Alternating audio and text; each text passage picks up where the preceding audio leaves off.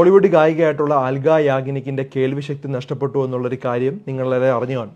Sensory neural ഡെഫനസ് എന്നാണ് ഈ അസുഖത്തിന്റെ പേര്.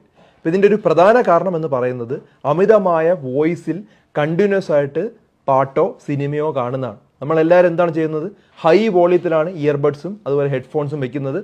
അതും മൊബൈൽ ഇങ്ങനെ സൗണ്ടിൽ ഹൈ വോളിയത്തിൽ വെക്കുമ്പോൾ അതിനകത്ത് എഴുതി കാണിക്കും ഇത്രയും വോളിയത്തിൽ കേട്ടാൽ നമുക്ക് കേൾവിശക്തി നഷ്ടപ്പെടാം. അപ്പം നമ്മൾ ആ നോട്ടിഫിക്കേഷൻ ഒന്നും കാര്യമാക്കാറില്ല, അതും കേട്ട് കിടക്കും. അതും ഉറങ്ങുന്ന സമയത്ത് പോലും അത്രയും ഹൈ വോളിയത്തിലാണ് പാട്ടിട്ട് കിടക്കുന്നത്.